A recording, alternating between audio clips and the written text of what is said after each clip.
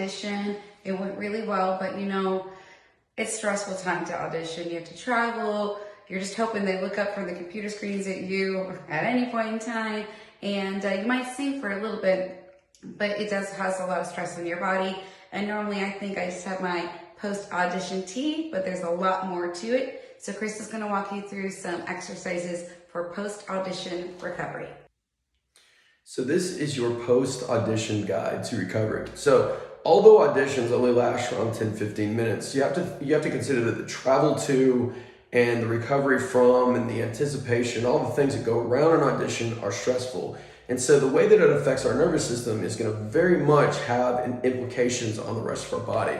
And so what I like to do with recovery is sort of reverse engineer the process of what does happen. And really specifically what that comes down to is, because you're singing, because you're stressed, you're using all of these things in order to produce the best performance possible, we're going to find ourselves oftentimes in this stress pattern where the chest wall is going to close, the head is going to come forward, even the laryngeal position is going to raise, because we're using all of these superficial muscles to ensure and kind of squeeze and produce the performance that you want.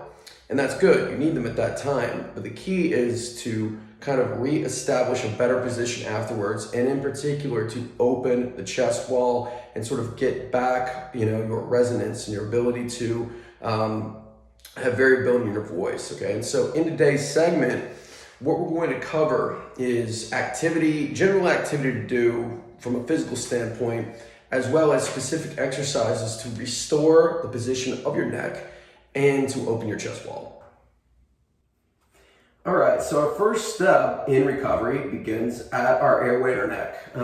So two of the things that happen when you sing and when you're stressed out is that we're going to get this sort of forward head posture. So we want to start to restore the natural lordosis of our mid-neck, as well as start to bring down our voice box. Okay, and the way that we're going to do that is by putting our heels up on a chair. Okay, I've got just a shirt that's balled up. I'm going to put that behind my neck. It's going to help to restore a little bit of mid-neck extension here. And what I want is, I've got this on a book, because I actually want the shirt to like sort of push into my neck so it can kind of restore that arch sort of mid-neck there.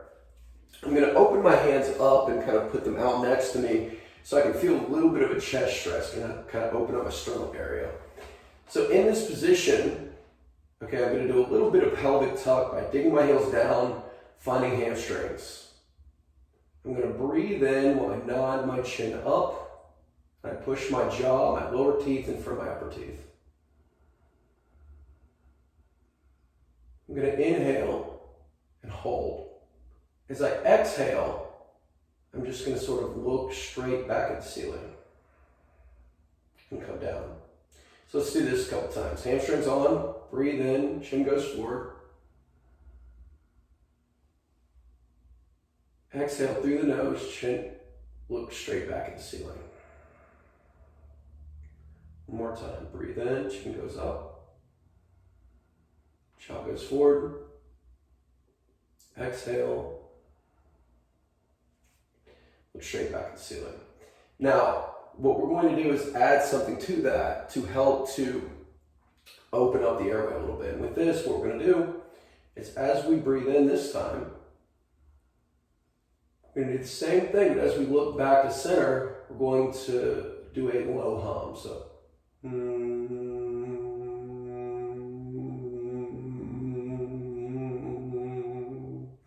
it's particularly good for me because I'm recovering from a cold. So we're going to do this one more time. Breathe in, jaw goes forward, look up. Look back to center, low hum.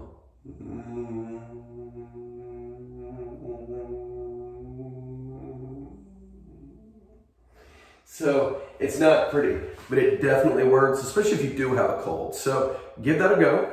And that can also be done in standing, just by nodding your neck back, humming, and looking forward.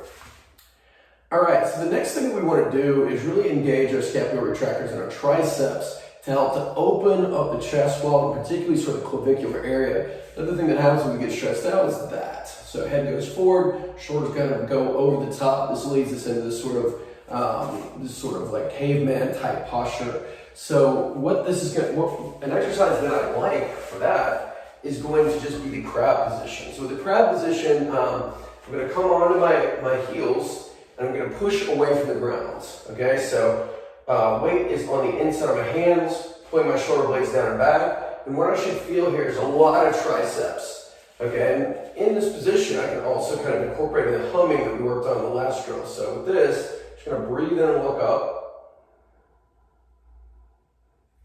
Feel that big stretch in my chest wall.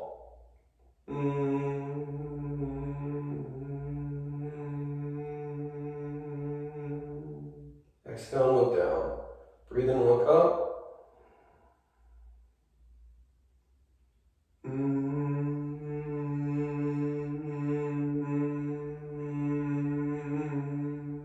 Exhale and look down. If I'm only dealing with, let's say I'm dealing with a kind of a drop shoulder on one side, or stiffness on one side in particular, or neck stiffness on one side in particular, what I can do in that case is just do something like coming onto my knees, doing a tricep extension on one side, turning my head to the opposite side because you can open all this up. Same thing, breathe in, look up, exhale,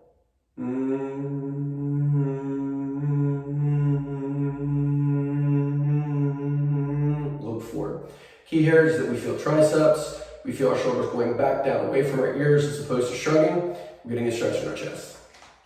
All right, so our last and probably most important overall physical recovery strategy is alternating activity where you breathe through your nose, okay? And the reason that is that the alternation of your arms in particular, and also the alternation of your pelvis, is going to help to create or restore sort of the natural compression, decompression rhythm of your body, okay? So our body's a pressure system, and the more we can restore that, the more we're going to restore overall resonance, okay? So, and this could really be anything. It could be, going out and doing some Zumba, playing Frisbee, anything that involves, pretty light movement where you're able to continue to nasal breathe. But one of the activities that I like in particular are exercises that incorporate arm swing with changes in vocal pitch, because it's going to help to improve and sort of normalize overall resonance from the ground up and the top down. Okay, so the way this looks is that I'm going to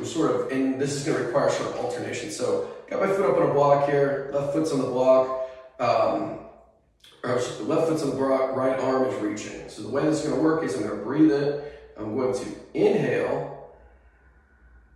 and as I step up, I'm going to sort of raise the pitch of my voice.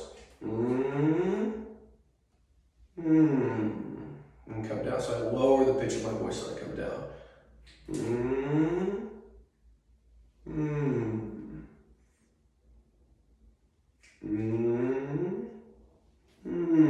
It requires some balance, but at the same time, it also starts to incorporate the rhythmic alternation of our limbs, which is going to assist our diaphragm in creating that sort of pump-like movement that's going to siphon up to the airway and sort of restore overall alternation. But, it really could be anything. It could be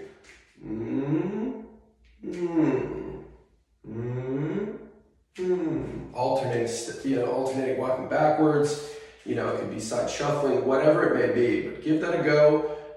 Try some just alternating activities. We raise our pitches, we go up. We lower our pitches, we go down.